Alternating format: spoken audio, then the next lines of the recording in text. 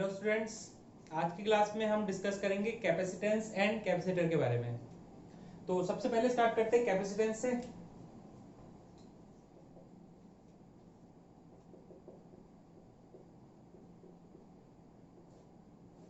तो कैपेसिटेंस से यहाँ पे मीनिंग है कि आप किसी कंडक्टर को कितनी कैपेसिटी तक चार्ज कर सकते हो। एक कंडक्टर की भी पर्टिकुलर लिमिट होती है चार्ज को गेन करने की। उससे ज्यादा चार्ज देंगे तो वो चार्ज को लीक करना शुरू कर देता है। ठीक उसी तरीके से जिसे अगर मैं किसी कंटेनर को पानी से भरता हूं तो क्या होगा, धीरे धीरे पानी का लेवल बढ़ता जाएगा। एक पर्टिकुलर लिमिट के बाद पानी का जो लेवल है वो बढ़ना बंद हो जाएगा। उसके बाद उसका लेवल राइज करना बंद हो जाएगा और उसके बाद जितना भी एक्स्ट्रा अमाउंट ऑफ वाटर इसे दिया जा रहा है वो लीक हो जाएगा बाहर की तरफ।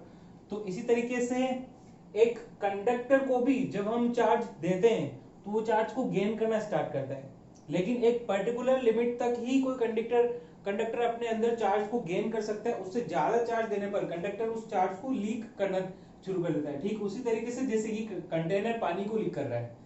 तो देखो कुछ सिमिलरिटीज हैं। इस एग्जांपल के थ्रू हम किसी कंडक्टर की कैपेसिटेंस के बारे में समझते हैं। जैसे कंडक्टर लिया हमने, इस कंडक्टर को हमने चार्ज दिया। तो आपको बताएं, जब मैं किसी कंडक्टर को पहला चार्ज दूंगा तो मुझे कोई भी वर्क डन नहीं करना पड़ेगा, क्योंकि वर्क डन तब किया जाता है जब कोई फोर्स लग रहा हो। यहाँ पे अगर मैं एक चार्ज को किसी कंडक्टर को देना चाहता हूं तो यहाँ पे कोई दूसरा चार्ज अवेलेबल नहीं है जो इसको रिपेल करे, इसलिए पहला चार्ज देने में मुझे कोई भी वर्क डन नहीं करना पड़ेगा। लेकिन जब मैं दूसरा चार्ज इसे दूंगा तो देखो, जब मैं दूसरा चार्ज इसे देने वाला हूंगा तो पहला वाला चार्ज इसे रिपेल करेगा, तो उस रिपल्सिव फोर्स के अगेंस्ट मुझे वर्क डन करना पड़ेगा। उसके बाद अगर मैं तीसरा चार्ज और देना चाहता हूं कंडक्टर को, तो अब दो चार्ज बैठे हैं रिपेल करने के लिए। इसका मतलब इस बार मुझे और भी ज्यादा वर्क डन करना पड़ेगा इस कंडक्टर को चार्ज करने के लिए। उसके बाद अगर मैं और ज्यादा अमाउंट का चार्ज देना चाहता हूं तो मुझे अब तीन चार्ज बैटरी रिपेल करने के लिए तो मुझे और ज्यादा वर्क डन करना पड़ेगा। इसका मतलब आप किसी कंडक्टर को चार्ज कर तो सकते हो, लेकिन आपको वर्क डन करना पड़ेगा। अब जैसे जैसे कंडक्टर चार्ज होता जाता है उसको दिया जाने वाले चार्ज का अमाउंट हम बढ़ाते जाते हैं, तो क्या चेंजेस आने लगते हैं एक कंडक्टर में। देखो, इसे समझने के लिए मैं आपको भी बताऊंगा कि अगर आपको इलेक्ट्रोस्टैटिक्स को समझना है ना, तो आपको आपकी विजुअलाइजेशन पावर को अच्छा रखना पड़ेगा।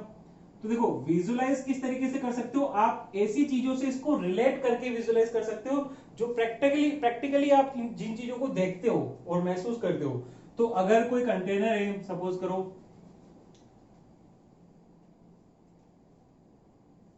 ये कंटेनर है, अगर मैं इसमें पानी को डालता हूं, ठीक है, तो जैसे जैसे पानी डालेंगे तो इसमें क्या चेंजेस आएंगे, इसका जो लेवल है, इसकी जो हाइट है वो इंक्रीज होती जाएगी, इसका लेवल इंक्रीज होता जाएगा। ठीक वही चीज देखो, लेवल या फिर हाइट को आपको कंपेयर करना है पोटेंशियल से। जो काम यहाँ पे लेवल कर रहा है वही काम यहाँ पे पोटेंशियल कर रहा है। मतलब मैं कह सकता हूं कि जब भी किसी कंडक्टर को आप चार्ज प्रोवाइड करते हो तो उसका पोटेंशियल बढ़ने लग जाता है धीरे धीरे, क्योंकि potential is directly proportional to Q. Potential का फॉर्मूला होता है के क्यू अपॉन आर। तो जैसे जैसे चार्ज बढ़ेगा वैसे वैसे पोटेंशियल भी बढ़ेगा। तो मैं कह सकता हूं कि जैसे जैसे आप किसी कंडक्टर को चार्ज करते जाते हैं, उसको अमाउंट ऑफ चार्ज को बढ़ाते जाते हैं उसके अंदर, तो वैसे वैसे उसका पोटेंशियल इंक्रीज होने लगता है। अब देखो, एक पर्टिकुलर लिमिट के बाद क्या होगा, इस कंडक्टर का जो पोटेंशियल है वो बढ़ना बंद, सॉरी, इस कंटेनर का जो लेवल है वो बढ़ना बंद हो जाएगा एक पर्टिकुलर लिमिट के बाद। इसका लेवल जो इसने गेन कर लिया है मैक्सिमम, उसके बाद क्या होगा, इसका लेवल और ऊपर नहीं जा सकता है, क्योंकि एक्स्ट्रा अमाउंट ऑफ वाटर जो भी इसको देंगे वो बाहर लीक हो जाएगा, उससे इसका लेवल तो राइज नहीं होगा। यही चीज कंडक्टर के साथ भी होगी। एक सर्टेन लिमिट तक इसका पोटेंशियल बढ़ता है, उस पोटेंशियल के बाद अगर मैं इसको एक्स्ट्रा अमाउंट ऑफ चार्ज दूंगा तो ये क्या करेगा, उस चार्ज को अपने अंदर गेन नहीं करेगा, बल्कि क्या करेगा, उसे बाहर की तरफ लीक कर देगा। अब देखो, बाहर की तरफ लीक कैसे करेगा उसको समझते हैं। जैसे मैंने कंडक्टर को चार्ज दिया, ठीक है, मान लेते हैं कि इसने जैसे जैसे हमने कंडक्टर को चार्ज दिया वैसे वैसे इसका पोटेंशियल इंक्रीज होता गया, और एक पोटेंशियल की रेंज होती है 10⁵ वोल्ट। इस पोटेंशियल के बाद अगर हम और चार्ज किसी कंडक्टर को देते हैं ना, तो जनरली वो कंडक्टर चार्ज को लीक करना शुरू कर देता है। मतलब किसी कंडक्टर के लिए पोटेंशियल की वो लिमिट जिसके बाद वो चार्ज को लीक करने लग जाए वो होती है 10⁵ वोल्ट। इतनी लिमिट तक कोई कंडक्टर अपने चार्ज को अपने अंदर होल्ड करके रख सकता है। इसके बाद देखो होता क्या है, अगर मैं सपोज करते हैं कि हमने इसको जितना भी चार्ज दिया उससे इसका पोटेंशियल हो गया है 10⁵ वोल्ट के इक्विवेलेंट, ठीक है। इसके बाद क्या होगा, अगर मैं इसे और एक चार्ज दूंगा तो उससे होगा क्या, देखो बाहर जो सराउंडिंग है, ये सराउंडिंग में क्या है, एयर, और एयर एक इंसुलेटर का काम करती है, आप सबको पता है। मतलब कि इंसुलेटर किसे कहते हैं, जिसके अंदर चार्ज फ्रीली मूव नहीं कर सके। इंसुलेटर को चार्ज देते तो वहीं का वहीं स्टक हो जाता है, वहीं का वहीं फिक्स हो जाता है, उसके बाद वो मूव नहीं कर सकता। तो अगर मैं किसी कंडक्टर को चार्ज दे रहा हूं, उसका पोटेंशियल 10⁵ वोल्ट के इक्विवेलेंट हो चुका है, इसके बाद मैंने एक और एक्स्ट्रा अमाउंट ऑफ चार्ज दिया, सपोज करो ये एक्स्ट्रा चार्ज इसको मिला है, तो देखो ये चार्ज मिलते ही इस कंडक्टर का पोटेंशियल 10⁵ वोल्ट से ज्यादा हो जाएगा।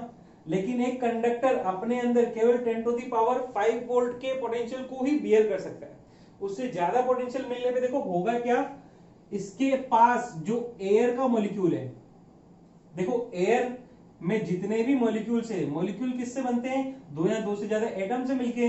इनके अंदर आयोनिक या फिर कोवेलेंट बॉन्ड्स होते हैं, जिनमें एक एटम पॉजिटिव होता है, एक नेगेटिव होता है। तो देखो इसमें प्लस और माइनस है, तो जैसे ही मान लो सपोज करो इसको मैंने 30 चार्जेस दे दिए, ठीक है। अब इसकी कैपेसिटी 30 चार्ज तक को ही होल्ड करने की है, यानी कि 30 चार्ज मैंने इसको दिया तो इसका पोटेंशियल 10⁵ वोल्ट पहुंच चुका है। अब 30 से एक और चार्ज को मैंने ऐड कर दिया तो ये इतने पोटेंशियल को बियर नहीं कर पा रहा है। तो देखो होगा क्या, इसके आसपास जो एयर मॉलिक्यूल है, उस एयर मॉलिक्यूल से ये एक माइनस को अट्रैक्ट कर लेता है, ठीक है। Extra amount of positive charge इसको मिला है, ठीक है। तो ये एक्स्ट्रा पॉजिटिव जो चार्ज है ये इतना ज्यादा पोटेंशियल क्रिएट कर देता है कि इसके आसपास के जो एयर मॉलिक्यूल्स है उनसे माइनस को ये ले लेता है, ठीक है। तो अभी +1 चार्ज इस पे इंक्रीज किया तो उसके बदले में इसने कैसे रिएक्ट किया, इसने माइनस चार्ज और एक गेन कर लिया, कहां से, अपने आसपास सराउंडिंग के एयर मॉलिक्यूल से। तो अभी भी नेट अमाउंट ऑफ चार्ज इस पे कितना रह गया, 30, और ये प्लस कहां ट्रांसफर हो गया, ये प्लस जो एयर मॉलिक्यूल था उसके पास चला गया। तो इसका मतलब बेसिकली हम कह सकते हैं कि अगर मैं किसी कंडक्टर को एक पर्टिकुलर कैपेसिटी के बाद एक्स्ट्रा अमाउंट ऑफ चार्ज दूंगा तो उसने क्या किया, उसने बाहर एयर में लीक कर दिया, ठीक है। तो इसका मतलब हम कह सकते हैं कि जब भी किसी कंडक्टर को 10⁵ वोल्ट से ज्यादा पोटेंशियल इंक्रीज करना चाहते हैं हम, तो क्या होता है, इसके आसपास के एयर मॉलिक्यूल जो हैं वो आयोनाइज होने लग जाते हैं, उनमें आयोनाइजेशन होना स्टार्ट हो जाता है। मतलब वो चार्ज बेसिकली इस कंडक्टर को नहीं बल्कि बाहर के एयर मॉलिक्यूल को मिलने लग गया, जिससे उसमें स्पार्कलिंग क्रिएट होती है, ठीक है। तो ये सारी चीजें आपको समझनी पड़ेंगी कि एक कंडक्टर को कितनी कैपेसिटी तक चार्ज किया जा सकता है जब तक उसका पोटेंशियल 10⁵ वोल्ट के इक्विवेलेंट ना हो जाए। उसके बाद अगर हम किसी कंडक्टर को चार्ज देते हैं तो वो क्या हो जाता है, वो एयर को आयोनाइज कर देता है, वो चार्ज बेसिकली वो कंडक्टर के पास नहीं रहता है, वो बाहर लीक हो जाता है। तो अब हमें कैपेसिटेंस का फॉर्मूला बनाना है कि वो पर्टिकुलर लिमिट कितनी होगी जब तक एक कंडक्टर को हम चार्ज कर सकते हैं। तो उसके लिए देखो हम क्या करने वाले हैं,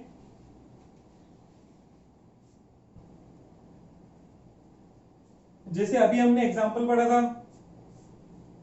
कि जब किसी कंटेनर को हम पानी भरते हैं तो क्या होता है, उसका लेवल इंक्रीज होता है, ठीक है। तो ऐसे ही किसी कंडक्टर को जब हम चार्ज प्रोवाइड करेंगे तो उसमें क्या चेंज होगा, उसका पोटेंशियल इंक्रीज होगा, ठीक है। जैसे जैसे हम चार्ज को इंक्रीज करेंगे वैसे वैसे उसका पोटेंशियल भी इंक्रीज हुआ। यानी कि किसी भी कंडक्टर का जो पोटेंशियल होता है वो किस पे डिपेंड करता है, चार्ज पे। जितना ज्यादा चार्ज दोगे उतना ज्यादा पोटेंशियल बढ़ेगा, ठीक उसी तरीके से जितना ज्यादा पानी दोगे उतनी ज्यादा हाइट इसकी बढ़ेगी, उसी तरीके से जितना ज्यादा चार्ज दोगे उतना ज्यादा पोटेंशियल इसका बढ़ेगा। तो आपको करना क्या है, अगर आपको इसमें विजुअलाइज करने में थोड़ी प्रॉब्लम आ रही है या आप इसको प्रैक्टिकली समझना चाहते हो, तो आपको चार्ज को कंपेयर करना पड़ेगा पानी से, वाटर से, और लेवल को कंपेयर करना पड़ेगा पोटेंशियल से।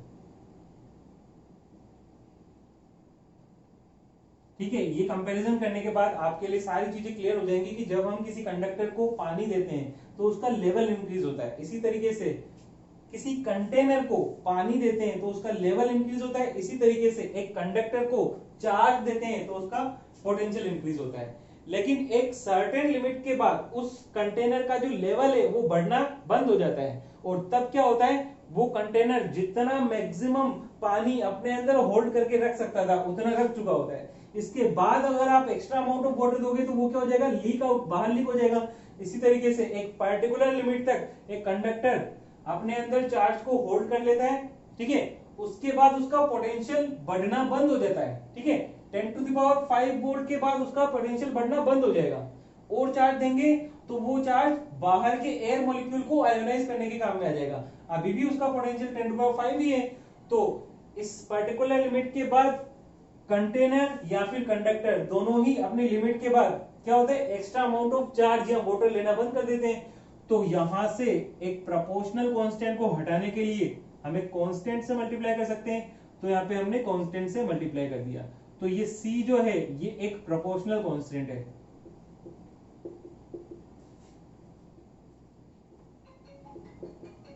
और इसे क्या कहते हैं हम, कैपेसिटेंस,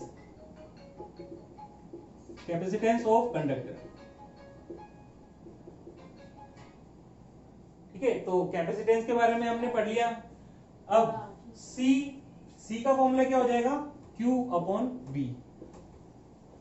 तो देखो कैपेसिटेंस को डिफाइन कैसे करना है, अगर एग्जाम में आता है डिफाइन कैपेसिटेंस या कैपेसिटेंस से क्या आप समझते हो, what do you understand by capacitance, तो आपको किस तरीके से उसको लिखना है, आपको अपनी नोटबुक में भी लिखना है। तो मैं बता देता हूं आपको किस तरीके से लिखना है।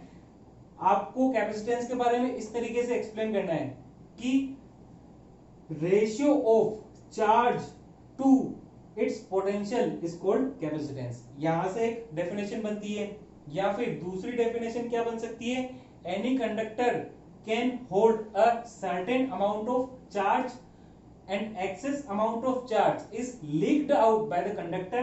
This certain limit of holding charge by a conductor is called capacitance of the conductor. ठीक है, तो ये कंडक्टर की कैपेसिटेंस की डेफिनेशन हो गई। अब इसकी यूनिट क्या होगी कैपेसिटेंस की, कैपेसिटेंस का फॉर्मूला आपके पास आ गया है, C = Q/V। ठीक है, अब इसकी यूनिट क्या होगी, इसकी यूनिट के बारे में बात करें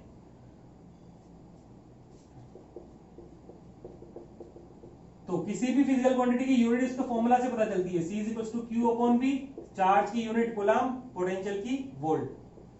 तो एक कैपेसिटेंस, किसी भी कंडक्टर की कैपेसिटेंस की यूनिट होती है coulomb per volt, coulomb per volt, ये उसकी यूनिट होती है। इसको एक और नाम दे दिया, शॉर्ट नेम, वो है फैराड, इसे कैपिटल F से डिनोट करते हैं। तो आपसे कभी पूछा जाए कि यूनिट ऑफ कैपेसिटेंस, तो आप कूलम पर वोल्ट भी कह सकते हैं, या फिर कूलम पर वोल्ट का ही शॉर्ट नेम हमने रख दिया फैराड, तो आप फैराड भी कह सकते हैं, कूलम पर वोल्ट भी कह सकते हैं। ये कन्वीनियंस के हिसाब से इसको फैराड नाम दे दिया, क्योंकि कूलम पर वोल्ट बार बार बोलने में इनकन्वीनियंट लगता है, इसलिए हमने इसको शॉर्ट नेम दे दिया फैराड। ठीक है, तो ये हो गया हमारा कैपेसिटेंस। एक और चीज जो आपको जानना जरूरी है उसके बारे में मैं आपको बताता हूं। देखो क्या है वो चीज, कि जब भी दो फिजिकल क्वांटिटीज के बीच में हम रिलेशन को डिराइव करते हैं, जब भी दो फिजिकल क्वांटिटीज के बीच में रिलेशन को डिराइव करते हैं, ठीक है, जैसे Q और V के बीच में हम रिलेशन को डिराइव कर रहे हैं, ठीक है, तो प्रोपोर्शनल कांस्टेंट, प्रोपोर्शनल के साइन को हटाने के लिए हमें क्या करना पड़ता है, एक कांस्टेंट से मल्टीप्लाई करना पड़ता है। ठीक है, तो यहाँ पे C एक कांस्टेंट हो गया ना, तो एक बड़े काम की बात मैं आपको आज बता रहा हूं, ये हर जगह एप्लीकेबल होती है। ठीक है, जहां भी आप इस चीज को पढ़ोगे आपको हर जगह काम में आएगी, कि जब भी प्रोपोर्शनल का साइन हटाने के लिए हम अगर किसी कांस्टेंट से मल्टीप्लाई करते हैं, तो वास्तव में क्या हमेशा वो कांस्टेंट ही रहता है? नहीं, हमेशा वो कांस्टेंट नहीं रहता है। क्या बात है कि जिन फिजिकल क्वांटिटी से वो प्रोपोर्शनल का साइन लेके आए ये उन पे डिपेंड नहीं करते। अब देखो यहाँ पे सी किस किस के साथ आया है, क्यू और वी के साथ आया है, ठीक है।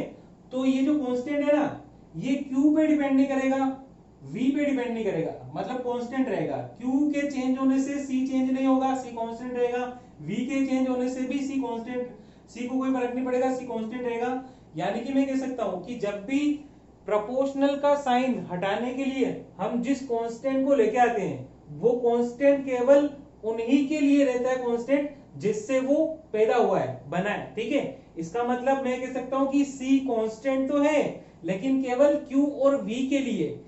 इसके अलावा कुछ चीजें हैं जिस पे ये कैपेसिटेंस डिपेंड करती है, ठीक है।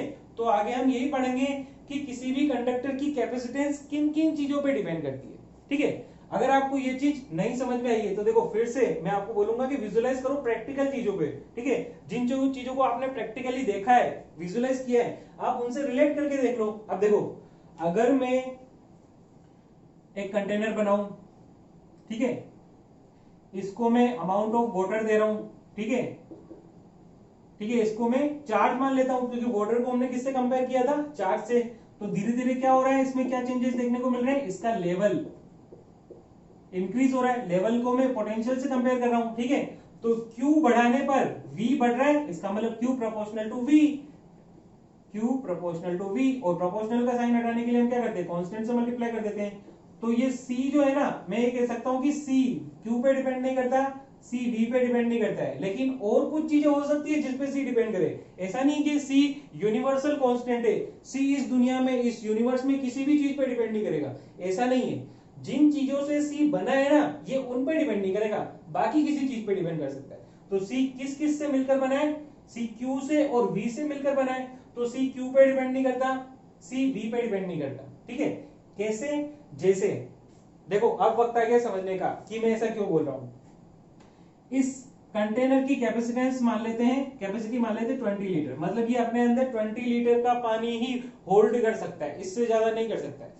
अब सपोज करो मैंने इसको 2 लीटर पानी दिया, ठीक है, इस कंटेनर को मैंने 2 लीटर पानी दिया, तो क्या इसकी कैपेसिटी चेंज हो जाएगी, कैपेसिटी अभी भी इसकी 20 लीटर की 20 लीटर ही रहेगी, ठीक है।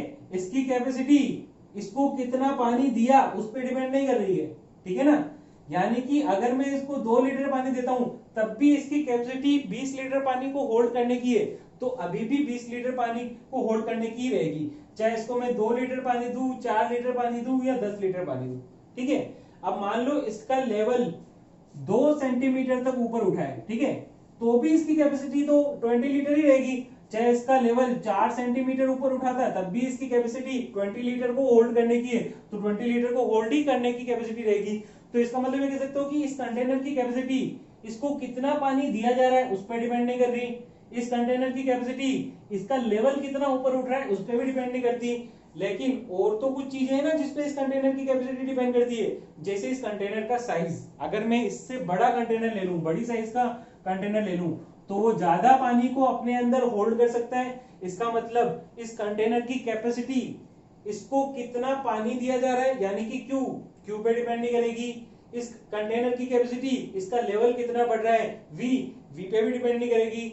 लेकिन इस कंटेनर की कैपेसिटी या किसी भी कंटेनर की कैपेसिटी इस बात पे तो डिपेंड करेगी ना कि उसका साइज कितना है। अगर उसका साइज बड़ा है तो वो ज्यादा पानी को अपने अंदर होल्ड कर सकता है, उसकी कैपेसिटी ज्यादा होगी, और किसी कंटेनर का साइज छोटा है तो उसकी कैपेसिटी कम होगी। तो इस तरीके से आप रिलेट करके चीजों को समझ सकते हो। तो यहां से हम क्या कह सकते हैं, इंपोर्टेंट नोट क्या लिख सकते हैं,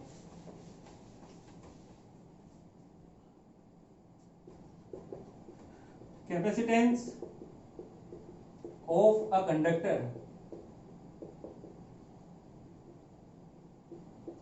does not depend on Q and V। किसी भी कंडक्टर की कैपेसिटेंस उसका चार्ज कितना दिया इस पे डिपेंड नहीं करती, उसका पोटेंशियल कितना है इस पे डिपेंड नहीं करती, कांस्टेंट रहती है। लेकिन और कुछ चीजें हैं जिस पे ये डिपेंड करती है, तो अब हम उनको पढ़ेंगे कि कैपेसिटेंस किस पे डिपेंड करती है, ठीक है ना। तो अब हमारा जो टॉपिक है,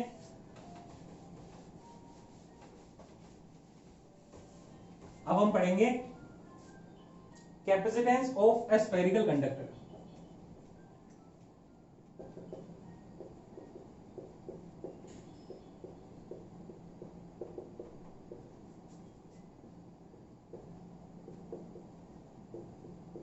मतलब एक स्फेरिकल कंडक्टर है, कंडक्टर तो किसी भी शेप का हो सकता है, अभी जो हमने कंडक्टर लिया है वो स्फेरिकल है और इसकी रेडियस है कैपिटल आर। ठीक है, हमें ये बताना है कि ये कितने चार्ज को अपने अंदर होल्ड करके रख सकते हैं। ठीक है, इसकी कैपेसिटेंस कितनी है, इसका फॉर्मूला हमें बना के देना है। तो देखो इसके लिए हम क्या करेंगे,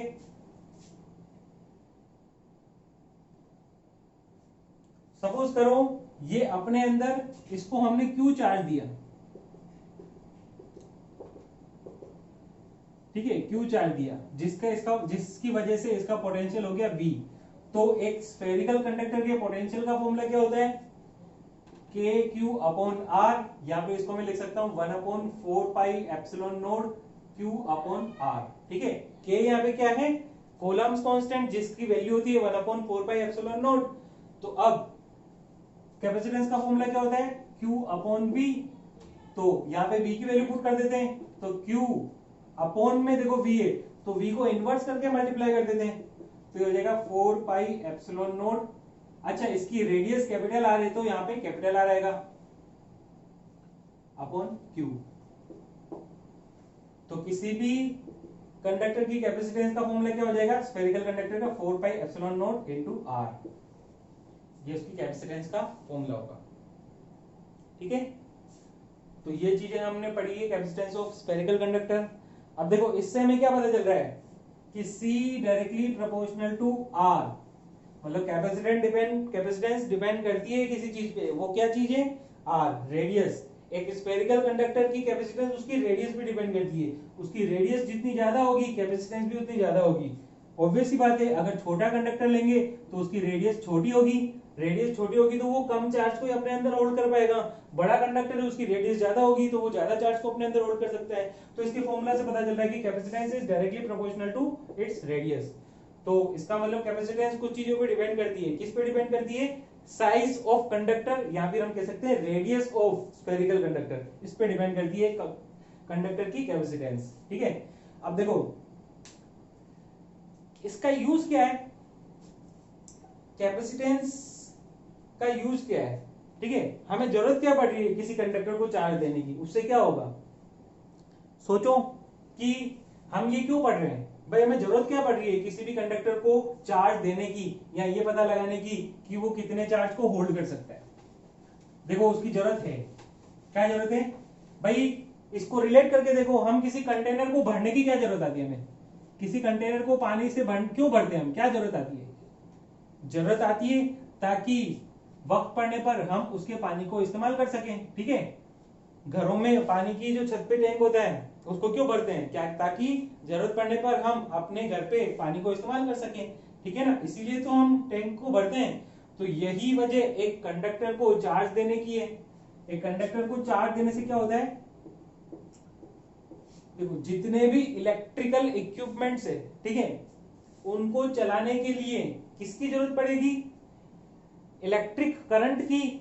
और इलेक्ट्रिक करंट कहां से आएगी, चार्ज से आएगी। हालांकि अगले चैप्टर में हम पढ़ेंगे इलेक्ट्रिक करंट में, लेकिन अभी आपको बेसिक एक नॉलेज मिल गया होगा कि किसी भी कंडक्टर को चार्ज करने की क्यों जरूरत आती है, ताकि जरूरत पड़ने पर हम उस चार्ज को इस्तेमाल करके अपने इलेक्ट्रिकल इक्विपमेंट्स को चला सकें।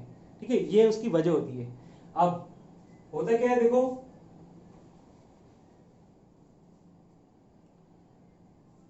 जैसे सपोज करो हम फैन की बात करें, ठीक है, पंखे की बात करें, तो एक फैन को चलाने का मैकेनिज्म क्या होता है, ध्यान से समझना। हमारे घरों में जो पंखे होते हैं, फैन होते हैं, वो बेसिकली इलेक्ट्रिसिटी से चलते हैं। हम स्विच ऑन करते हैं तो इलेक्ट्रिक करंट उस पंखे के अंदर, उसकी मोटर के अंदर जाती है। ठीक है, तो उस इलेक्ट्रिक करंट से वो मोटर स्टार्ट होकर चलने लगती है, और मोटर के चलने से पंखा हमें हवा देता है। ठीक है, लेकिन एक चीज यहाँ पे ध्यान रखने की जरूरत है कि जब पंखा रुका हुआ होता है ना, तब उसको चलाने के लिए ज्यादा एनर्जी की जरूरत होती है, ज्यादा करंट की जरूरत होती है। ठीक है, ध्यान से समझना, जब पंखा रुका हुआ है तब उसका इनर्शिया, आपने लॉ ऑफ इनर्शिया पढ़ा है ना कि अगर कोई चीज रुकी हुई है तो हमेशा रुकी हुई रहना चाहिए, तो उसके इनर्शिया की वजह से उसको चलाने के लिए ज्यादा एनर्जी की, ज्यादा करंट, इलेक्ट्रिक करंट की जरूरत है। लेकिन एक पंखा चल रहा है ना, उसे केवल चलता हुआ बनाए रखना है, ठीक है, उसको केवल इतना रखना है कि वो चलता रहे, चल तो रहा ही है, बस उसको चलाते रहने के लिए इतने ज्यादा अमाउंट की इलेक्ट्रिक करंट की जरूरत नहीं है, ठीक है। केवल ज्यादा अमाउंट की इलेक्ट्रिक करंट की जरूरत कब है, जब पंखा रुका हुआ है तब उसको चलाना है, ठीक है, तब उसे ज्यादा एनर्जी की जरूरत होगी। लेकिन एक बार वो चलना स्टार्ट कर देता है, उसके बाद उसको चलते रहने के लिए इतनी ज्यादा अमाउंट की एनर्जी की जरूरत नहीं है, ठीक है। तो हम क्यों एक पंखे को बेवजह ज्यादा अमाउंट की एनर्जी दें, जबकि उसको तो चलते रहने के लिए कम करंट की रिक्वायरमेंट है, ठीक है। तो वो एनर्जी इफिशियंट कैसे बनेगा, जब हम उसको कम एनर्जी देके उसको इस्तेमाल करें तो वो एनर्जी इफिशियंट बनेगा। तो देखो इसके लिए करते क्या है, पंखे के अंदर एक कैपेसिटर डाल देते हैं, यानी कि एक कंडक्टर डाल देते हैं। वो क्या करता है, जब करंट उस पंखे के अंदर जाती है, ठीक है, तो उसके अंदर एक कंपोनेंट होता है, ठीक है, तो हम ये मान लेते हैं ये पंखे का कंपोनेंट है, ठीक है। इसके अंदर करंट जा रही है जिससे इसकी मोटर चल रही है और मोटर की वजह से वो पंखा यानी कि घूम रहा है, ठीक है। तो ये इसका कंपोनेंट है। अब इस कंपोनेंट में इलेक्ट्रिक करंट जाती है इसकी मोटर के पास, तो वहां पे हम क्या करते हैं, एक कंडक्टर को रख देते हैं। तो ये करंट जो है ना, ये दो काम कर रही है। इस करंट, जैसे मान लो 10 एम्पियर की करंट है, तो 9 एम्पियर की करंट तो इसमें जाती है, और थोड़ी सी, या फिर यूं कहें कि 9.9 एम्पियर की करंट तो इसमें जा रही है, और थोड़ी सी जो करंट है ना, वो 0.1 एम्पियर की, वो इसमें चार्ज को स्टोर करने के काम में आती है, वो इसको चार्ज करने के काम में आती है, ठीक है, इसमें चार्ज को इकट्ठा करती है। जब ये पूरा चार्ज से भर जाता है तो फिर क्या होता है, देखो अब जैसे ही हम पंखे को स्टार्ट करेंगे, उसका स्विच ऑन करेंगे, तो उसे बहुत ज्यादा एनर्जी की जरूरत है। तो क्या करता है, ये जो चार्ज से फुल हो गया है, ये अपनी करंट इस पंखे को देता है इसको चलाने के लिए, ठीक है, जब वो रुका हुआ है। और जब वो चलना स्टार्ट कर देता है, तब तो 9.9 एम्पियर की करंट से भी ये चलता ही रहेगा, ठीक है, 9.9 एम्पियर की करंट से ये चलता रहेगा।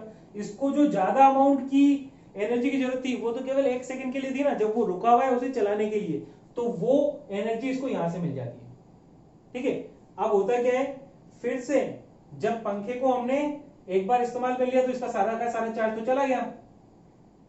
अब क्या होता है, जब पंखा चल रहा होता है ना, तब 0.1 एम्पियर की करंट इसमें जाती रहती है, इसको फिर से स्टोर करती है, ताकि अगली बार नेक्स्ट टाइम जब हम पंखे को चलाएंगे ना, तो फिर से ये भर जाए और फिर से ये काम में आ सके, ठीक है।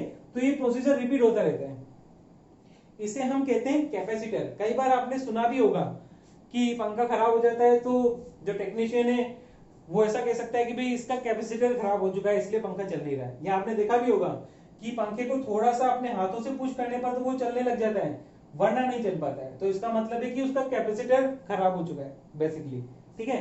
तो कैपेसिटर का काम क्या होता है, चार्ज को अपने अंदर होल्ड करके रखने का, ताकि जरूरत पड़ने पर उस चार्ज को वो दे सके। आई बात समझ में? तो ये काम होता है किसी भी कंडक्टर को चार्ज प्रोवाइड करना, उसके अंदर चार्ज को स्टोर करने की क्यों जरूरत आती है, वो इसलिए आती है। अब देखो, एक पंखे को चलाने के लिए हमें एक बड़ा सारा इक्विपमेंट रखना पड़ रहा है, ठीक है, जो चार्ज को अपने अंदर होल्ड करके रख रहा है। हम चाहते हैं कि ये छोटी साइज का हो जाए, ठीक है। क्यों? क्योंकि इसकी वजह से पंखे का साइज बड़ा हो रहा है, वो भारी हो रहा है, भारी होने की वजह से उसको चलने में और ज्यादा प्रॉब्लम हो रही है।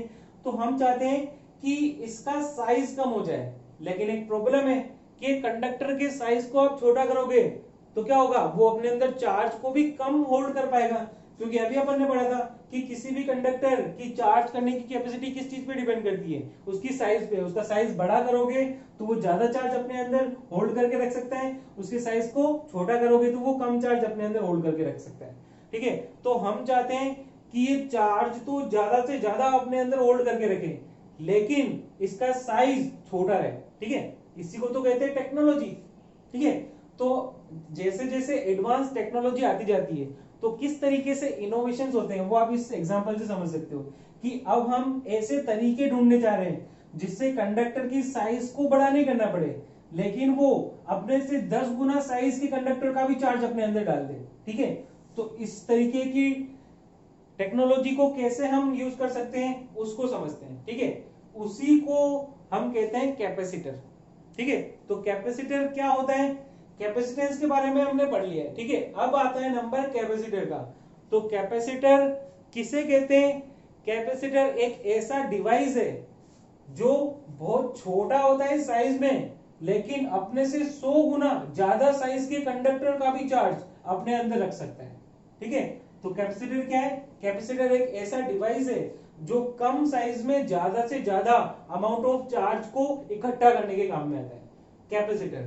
ठीक है, तो कैपेसिटर कैसे बनाया जाए, ऐसा क्या किया जाए कि ये अपने अंदर ज्यादा से ज्यादा चार्ज को होल्ड करके रख सके, वो हम पढ़ेंगे नेक्स्ट क्लास में। Principle of parallel plate capacitor, इसके अंदर हम पढ़ेंगे नेक्स्ट क्लास में कि एक कंडक्टर के साइज को बिना इंक्रीज किए उससे 100 गुना ज्यादा साइज के कंडक्टर का भी चार्ज उसको दिया जाए, तो ये किस तरीके से किया जाए वो हम पढ़ेंगे नेक्स्ट क्लास में। तो आज के लिए इतना ही है, पढ़ते हैं नेक्स्ट क्लास में। Thank you.